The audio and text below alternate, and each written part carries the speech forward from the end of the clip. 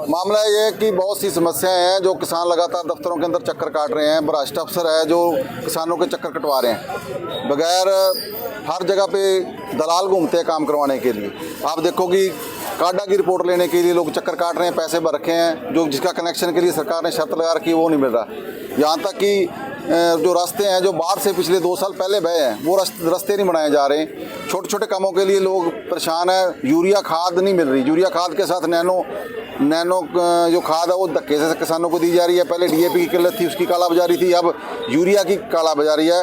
और नशे का जो कारोबार एरिया में बढ़ गया है, लगातार गुंडागर्दी हमारे क्षेत्र में बढ़ रही है। तो एक सरकार प्रीपेड मीटर लगाने की योजना लेके आ रही है, बिजली का निजीकरण किया जा रहा है जो जिससे लाइट और महंगी हो जाएगी।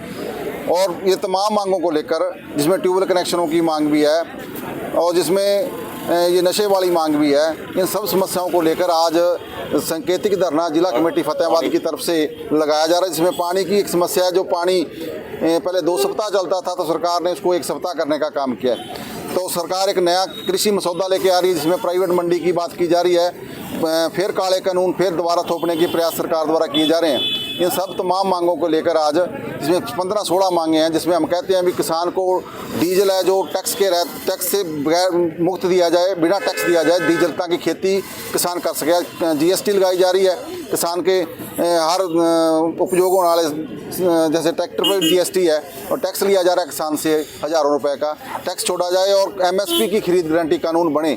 इन तमाम मांगों को लेकर जो हमारी संगठन, हमारी जो जथेबंदी है, जो लगातार हरियाणा के अंदर काम कर रही है, उसी संबंध में आज फतेहाबाद के डीसी कार्यालय पर सांकेतिक धरना दिया जा रहा है। जिसमें अगली लड़ाई है जो हमने 23 फरवरी को हिसार के अंदर एक बहुत बड़ी रैली, जिसमें संपूर्ण कर्जा मुक्ति की मांग करेंगे। क्योंकि सरकार ने कारपोरेट का पैसा छोड़ रही है सरकार बार बार, उन्हें माफ़ किया जा रहा है कर्जा, और जो किसान मजदूर है वो कर्ज की मार के नीचे हैं। तो इस तमाम मांगों को लेकर आने वाली 23 फरवरी की तैयारियां हैं, उसकी शुरुआत करने जा रहे हैं। हिसार की धरती पर एक बहुत बड़ी रैली किसानों मजदूरों की हम करेंगे।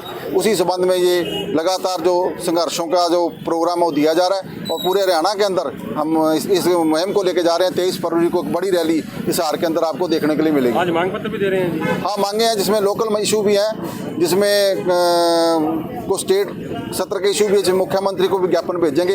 आज किस धरने की अध्यक्षता हमारे जिले के प्रधान ओम प्रकाश शंका करेंगे। जगदीश सिंह डंडेवाल लगातार धरने पर चल रहे हैं, कल रात भी तबीयत बिगड़ गई थी उनकी, तो कैसे देखते हैं, क्या अपील करेंगे? देखो, सरकार को बात करनी चाहिए। सरकार कोई भी आंदोलन होता है तो सरकार की पहलकदमी पर सरकार को उसकी बात करनी चाहिए, मगर वो एक बड़ा आंदोलन है जिसमें मरणवत पर बैठा है किसान नेता, तो सरकार को उसकी बात सुननी चाहिए। बुजुर्ग साथी है तो अभी तक तो एमएसपी देना तो दूर की बात, सरकार बात करने के लिए तैयार नहीं। समझ नहीं आ रही भी आम जनता की भावनाओं को सरकार कैसे कुचलने का काम कर रही है। तो हमारा इसमें आज के धरने में ये मांग भी है, खनौरी और शंभू बॉर्डर खोला जाए, ये भी मांग है। और तमाम मांगों को लेकर साझी लड़ाई है, कोई बात नहीं, कोई संगठन अपने हिसाब से लड़ता होगा, मगर हमारा जो संगठन एसकेएम के साथ है, आने वाले समय में एमएसपी ऊपर पूरे देश में एक बड़ी लड़ाई होगी, ये हमारा मानना है। बाकी किसान संगठन कहीं ना कहीं दूरी बनाते नजर आ रहे हैं डल्लेवाल जी? नहीं, देखो, डल्लेवाल साहब ने खुद एसकेएम से दूरी बनाई है। आपने देखा होगा कि उन्होंने अपना अलग गैर राजनीतिक एक मोर्चा बनाया, उसमें 24-25 संगठन है, शायद उनकी अपनी समझदारी है। एसकेएम है जो जिसने दिल्ली का आंदोलन लड़ा, वो एसकेएम को अभी साथ लेने के लिए तैयार नहीं, उनकी समझदारी है। और एसकेएम में पहले 540 संगठन थे। जब हमने बड़ी एमएसपी की लड़ाई लड़नी है तो ज़्यादा संगठनों को इकट्ठा करना चाहिए था, एसकेएम को तोड़ना नहीं चाहिए था। और साथ ही साथ ये एमएसपी की लड़ाई हरियाणा और पंजाब की नहीं है, पूरे देश की लड़ाई है। हरियाणा और पंजाब में कुछ फसलों पे एमएसपी है, आप राजस्थान चले जाओ, यूपी चले जाओ, बिहार चले जाओ, मध्य प्रदेश चले जाओ, वहाँ एमएसपी पे कोई फसल नहीं बिकती। ये लड़ाई सारे देश को लड़नी पड़ेगी। पंजाब हरियाणा अकेला सारे देश की लड़ाई नहीं लड़ सकता। जब तक सारे लोगों को लामबंद नहीं करेंगे तो हमारा मानना है कि इस लड़ाई को हम गति नहीं दे पाएंगे। आने वाले समय में जरूर एमएसपी की मांग को लेकर के बड़ी लड़ाई होगी, क्योंकि इस बार हमारी भी जो धान की फसल है हरियाणा के अंदर पिटी है। मूंगफली का दाना भी नहीं बिका। बट्टू क्षेत्र के अंदर मूंगफली का एरिया है, आप पता करोगे तो कोई वहाँ खरीद नहीं हुई है, उल्टा यूरिया नहीं मिल रही।